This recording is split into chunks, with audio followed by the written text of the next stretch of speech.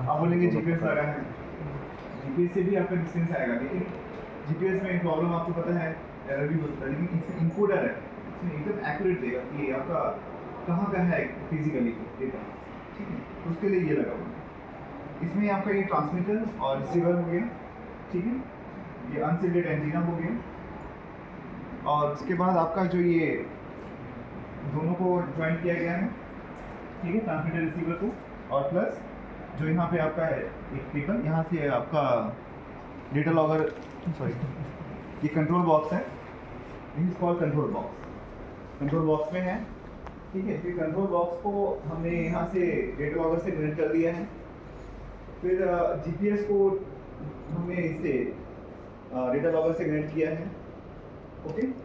तो इसमें आपका पोजिशनिंग भी मिलती रहेगी कि आपका, क्योंकि इससे सिर्फ डिस्टेंस मिलेगा, so distance is not enough ना। आप सपोज करिए कि आप 10 ईयर्स लेटर आप इस डेटा को फिर से देखना चाहती हैं, रिविजिट करना चाहती हैं, तो रिविजिट करने के लिए आपको याद रखना चाहिए ना कि कहाँ का डेटा है, तो जीपीएस याद दिलवाएगा, अगर जीपीएस डेटा वहाँ का एक्वायर किया है तो डेटा के साथ, क्योंकि आपको फिजिकली ये भी याद रहेगा कि कहाँ से कहाँ का ये प्रोफाइल है, ठीक है, क्योंकि ये सैटेलाइट डेटा में हमारे पास एक एडवांटेज क्या है, वो जियो कोडेड होता है, लेकिन इसमें हमें जियो कोडेड करना पड़ता है with the help of GPS instrument. अगर नहीं करेंगे तो फिर हमारा ये डेटा 10 साल बाद गार्बेज हो जाएगा, ठीक है, तो इसलिए हमें जीपीएस के साथ इसको एक्वायर करना है अलॉन्ग विद दिस इनकोडर, ठीक है। तो जीपीएस का आप देख रहे हैं कि ये पूरा कंप्लीट सेटअप है, इसमें सर्वे ग्रेड वाला ही हमने एंटीना यूज़ किया है, this is survey grade antenna, survey grade receiver है, सी हियर हमें रिसीवर जो हमें यहाँ पे डिस्टेंस इंफॉर्मेशन चाहिए वो जस्ट पाथ का चाहिए, तो वो अगर हम गार्बिन भी यूज़ करें दैट इज़ एनफ, बट उसमें एनीमिया इसके साथ उसका सिंक होना चाहिए, जो आपका पोजिशनिंग इंफॉर्मेशन है वो सिंक होना चाहिए, तो there are some formats which it can accept, this receiver can, this data logger can accept, तो anaemia one of the format, तो इसलिए हमने इस तरह का इसमें जो आपका रिसीवर है उसमें एनीमिया का फॉर्मेट है, इसलिए आपको इससे हमारा सिंक हो गया, ठीक है।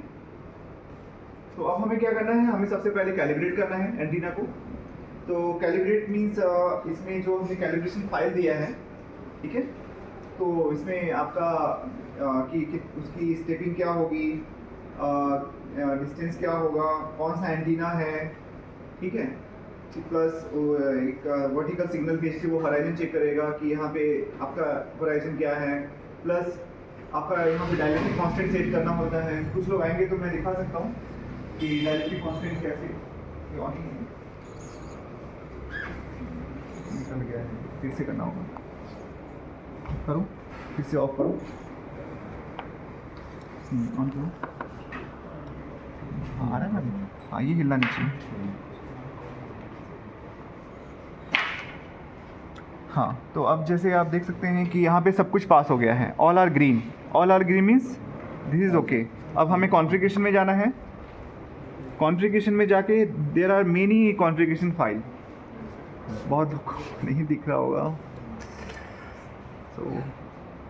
सो लाइक दिस इज़ 25, सो इसमें हमें क्या करना है कि you can go and check in 25,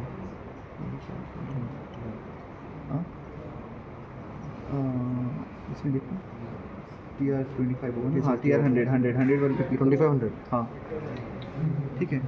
so now you can see here, you can see the range sample, ठीक है। तो अब ये रेंज चेंज कर सकती है according to your objective and according to your this problem statement, you can change the range as well as sample.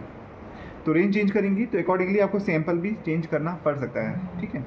अगर range बहुत ज़्यादा होगा तो सैम्पल भी बढ़ेगा, नहीं तो आपका, क्योंकि what is sample, sample means कि उतने रेंज के लिए उतने सैम्पल कलेक्ट होंगे, मीन्स 512 जैसे होता है ना पिक्सल, जैसे पिक्सल होता है कि 100 पिक्सल है, 200 पिक्सल है, तो यहाँ 512 का सैम्पल होगा, क्योंकि अब ये सिग्नल है, ये इमेज नहीं है, दिस इज़ ए सिग्नल, ये आपका, ठीक है ना। तो यहाँ पे आपका DIP नहीं चलेगा, DSP चलेगा, डिजिटल सिग्नल प्रोसेसिंग, ठीक है। तो वो आपका बहुत लंबा चौड़ा प्रोसेस है, तो अभी सैम्पल 512 है, ठीक है। तो अभी हम इस पर स्टिक रहेंगे और ओके करेंगे इसको। और जैसे ही ओके करेंगे यहाँ पे कैलिब्रेशन के लिए इंडिकेशन आएगा, सैंपल्स आ गया, कितनी ठीक है ना। ये अब जैसे इस पे क्लिक करेंगे तो हमें इसको लेके मूव करना है, क्लिक कर दिए, ये सर लेके मूव करना है। ये सर 512 सैंपल्स का यूनिट डिस्टेंस में है या नहीं, ये तो नंबर है ना जस्ट, टोटल?